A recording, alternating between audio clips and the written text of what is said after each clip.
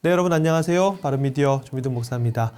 세뇌와 중독의 관점으로 본 사이비 종교 6번째 영상인데요.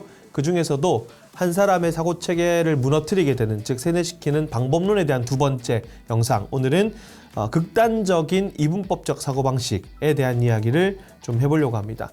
영상을 시작하기 앞서서 우리가 조금 기억해야 되는 게, 이제 세뇌의 방법론에 대한 이야기들을 쭉 하면서 지난 영상에서 언어 통제를 얘기했고, 추후에 과도한 자기 비판이라든가 공포심 조장이라든가 이런 방법론에 대한 이야기들을 이어갈 텐데, 세뇌라고 하는 것이 이 순서대로 이루어지는 것은 아니다 라고 하는 것을 좀 생각하실 필요가 있을 것 같아요. 쉽게 얘기하면 언어 통제 먼저 이루고, 그 다음에 극단적 이분법적 사고방식을 가지도록 만들고, 그 다음 과도하게 자기를 비판하게 만들고, 이렇게 순서대로 이루어지는 것이 아니라 계속해서 다루게 될 이 세뇌의 방법론들이 서로가 서로에게 영향을 주고 물고 물려서 한 사람의 사고체계가 무너진다라고 하는 그 관점으로 이 이야기를 좀 들어주시면 좋을 것 같고요. 말씀드린 대로 오늘은 이제 극단적인 이분법적 사고방식에 대한 이야기를 좀 해보려고 합니다. 사이비 종교를 다루고 있는 영화들이나 드라마들이 꽤 많잖아요. 그 중에 좀 시간이 되긴 했지만 구해줘라는 드라마가 있었는데, 거기에 보면은 사이비 종교에 이제 가족들이 빠지게 되고 딸이 사이비 종교를 구하기 위해서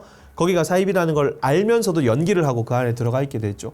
그런 과정들 속에서 이제 아버지와 좀 대치하는 장면이 나오는데, 딸이 아버지에게 여기가 아니다, 여기는 진짜일 수가 없다 라고 쫙 울면서 이렇게 호소하는 장면이 나오는데, 아빠가 이제 딸을 구타를 합니다. 막 때리면서 마귀야 물러가라, 사탄아 물러가라 이런 표현을 사용하기도 하는데, 결국 이제 딸이 우리 단체에 반기를 들었으니까 이 딸이 지금 귀신에 들렸다, 마귀에 들렸다, 그런 개념으로 보는 거죠. 딸이 아니라 이미 마귀에 사로잡힌 존재로 보게 되는 거죠. 사실 이제 비단 드라마나 영화에서만 나오는 이야기가 아니거든요, 이런 내용들이. 2014년에 이제 중국의 맥도날드 매장에서 여성이 이제 햄버거를 주문하고 있었는데, 중국 최대의 교세를 갖춘 동방번개라고 하는 사이비 종교 신도들이 여성에게 접근을 해서 포섭을 시도합니다. 근데 이 여성이 이제 거절을 했고, 동방번개 신도들이 그 여성을 구타해서 그 자리에서 사망하게 만들었죠. 그러니까 포섭을 거부하니까 그 포섭하러 왔던 이 신도들 중에 한 사람이 그 여성을 향해서 마귀라고 표현을 했다고 해요. 그러니까 이 사람들 입장에서는 자신을 거부하는 여성이 아니라 마귀를 때려잡은 개념이 되는 거죠. 그러니까 이 사고방식을 우리가 조금 이해할 필요가 있다는 겁니다. 원래 이제 한 단체를 규합하기 위해서 사용하는 방법 중에 하나가 명확한 외부의 적군을 설정하는 거잖아요. 그 적을 계속해서 공격함으로써 단체의 정체성을 공고하게 이제 세워 나갑니다. 적을 물리쳐야 된다는 명확한 목표도 생기고요. 그러다 보면은 목표가 생겼으니까 당연히 자신의 정체성을 이제 계속해서 형성해 나가게 되는 거죠. 그러면 적을 만들려면 악마화를 시켜야 되잖아요. 그럼 악마화를 시키기 위해서는 실제로 잘못한 일들을 교묘하게 끄집어내면서 끊임없이 공격을 한다거나, 때로는 가짜뉴스를 만들어가지고 상대를 공격하기도 합니다. 그러면 자연스럽게 악마화할 대상이 생기기 시작하고, 그를 공격하면서 또다시 나는 뭡니까? 악마화된 존재를 공격하는 거니까 나는 정당한 존재, 선이라고 하는 거죠. 비난을 통해서 자신의 정체성을 찾아가게 되는 겁니다. 자, 여기서 세뇌의 방법 첫 번째로 사용되었던 언어 통제라고 하는 것도 이런 이분법적 사고방식을 형성하는데 좀 기여하기도 하는데, 사이비 종교가 굉장히 독특하고 이질적인 용어들을 많이 사용한다 그랬잖아요.